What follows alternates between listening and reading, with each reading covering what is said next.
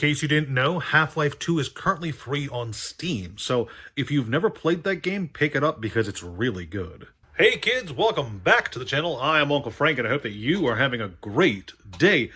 In today's discussion, I wanted to sit down and have a talk about Universes Beyond and my thoughts on it from a business perspective. You see, I have two kind of opinions when it comes to Universes Beyond, and I feel like one of them is definitely more well known by people, and that is my player opinion. You see, if you're not familiar with my other channel, then you might not know that as a player of Magic the Gathering, I despise Universes Beyond. However, I'm not just a player of Magic the Gathering, I'm not just a collector, I'm not just a fan of the story and the world and all that jazz. And maybe I will put together a more structured video on the Lore Seeker channel at some point in the future, but I didn't feel like just spouting angry nonsense for 30 minutes today. So instead, I'm going to have a discussion from the business side of things here on the Frank channel, and the business opinions are a bit different. From the business side of things, if you are someone who's trying to buy and sell cards on the secondary market, or if you're an LGS just trying to stay afloat, it's very important that you take your emotions out of the equation when it comes to deciding what you're going to buy and what you're going to try and sell. There are loads of LGSs out there, and there's loads of resellers online who don't necessarily like Universes Beyond. However, it's important for them to kind of put their dislike of the product aside because, like it or not, Universes Beyond sets have, for the most part, been very successful.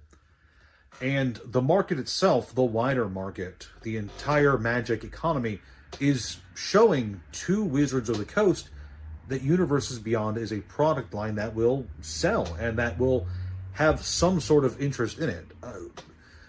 You kind of have to take Wizards of the Coast at face value when they make these claims, with a pinch of salt, but according to them, Lord of the Rings is the most successful Magic product of all time. And from what I've seen in terms of secondary market sales, and in terms of secondary market prices for singles, I have very little reason to actually doubt that claim, because some of these cards are very popular. Some of these cards are highly sought after. In fact, the most expensive Magic card sale that I've ever heard of for a single card was a Universes Beyond card, the one of one ring.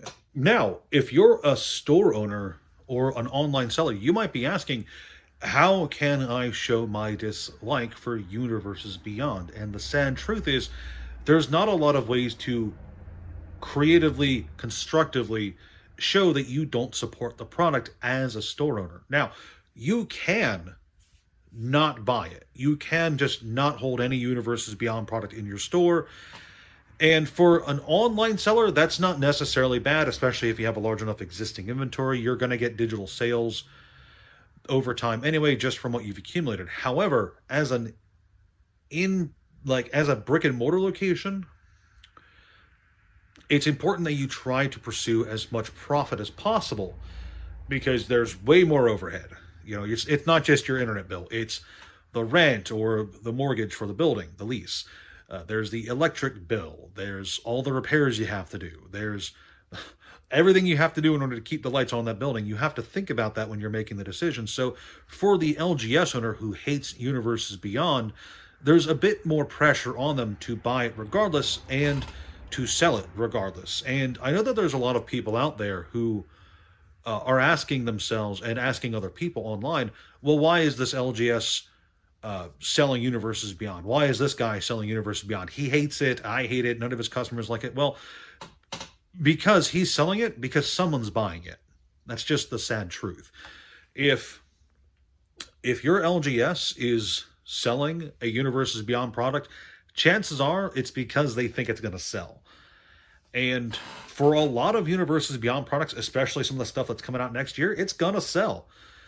And just look at the lineup. We have Marvel, one of the most successful pop culture IPs in the last 20 years, and we have Final Fantasy, which is an absolutely insane thing to me. After all, Final Fantasy does have its own TCG, or had. I'm not sure if it was canceled. And Final Fantasy is a very popular IP as well. So I think both of those sets are going to do amazing. In fact, I think both of those sets are the kind of thing where if you're interested in buying Magic product to hold for the long term, the Final Fantasy set especially, I think, is going to do really well in the long term just because it has a huge number of fans out there. And when profit is the kind of thing you're worrying about, when keeping yourself afloat and paying the bills and trying to get as much money as you can is what you worry about, you really do have to look at Universes Beyond for what it is, a product. You can't think about how much you dislike its effect on Magic as a game. You have to look at it just as it is. Product that players are going to want, collectors are going to want, investors are going to want. And if you're a store, you can't afford to let your emotions cloud your judgment. Now, I'm not telling you to go out there and put thousands and thousands and thousands of dollars into Universes Beyond and bet everything on those sets doing amazingly, but make an informed decision. Do enough of your customers purchase Universes Beyond for you to think it's going to be profitable? If so, then just buy it, and don't feel any shame for doing so, because it's important to remember that at the end of the day, Wizards is getting their paycheck regardless. They've already sold this product well before it's ever hit your players' hands. You're just one part of the distribution chain, and insofar as Wizards is concerned, they've already got their buck. Now, I should stipulate that this video is not just about Universes Beyond. This video is about any product from any TCG, because when it comes to these kind of decisions, when it comes to financial decisions, as a store, as a seller, etc., you have to take all of your emotion out of the equation. There could be a product you're really excited for and you buy more of because you want it, and that's good. But if a product is coming along and you hate it for whatever reason, but there's reason to think that your players or your buyers might want it, you should probably buy it anyway just so you can make that profit. And not feel guilty about supporting this company just because this product is something you don't personally like. It's important that as a company, as a business, as a seller online, whatever, that you're paying the bills and you're keeping yourself afloat, because this world, your bills aren't going to stop just because you don't like them, you know? The electric bill's still going to come whether or not you like the upcoming Final Fantasy set. So it's important to remember that, you know, if you have an opportunity to make money off of Universes Beyond or any product again, you should try to, as long as you are being smart with your purchasing decisions and, you know, not being reckless and all that jazz.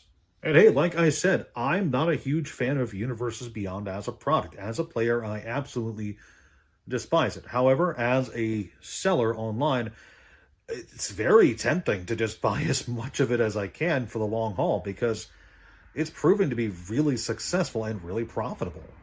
It's unfortunate that Universes Beyond turned out that way, but face the facts, it's probably something we're going to see a lot of in the foreseeable future, because Wizards wants half of all upcoming Magic sets to be Universes Beyond. So can you really afford to, as a store, not buy half of the products coming out? I think the answer is no. But that's just my thoughts on it. Let me know what you think in the comments section below. If you enjoyed this video, please consider leaving a like or subscribing to the channel, sharing this video with a friend. And remember, I need to get healthy, so for every like this video gets, I will be doing a push-up in the next one. I will see you kids then. My last video got 24 likes. Oh.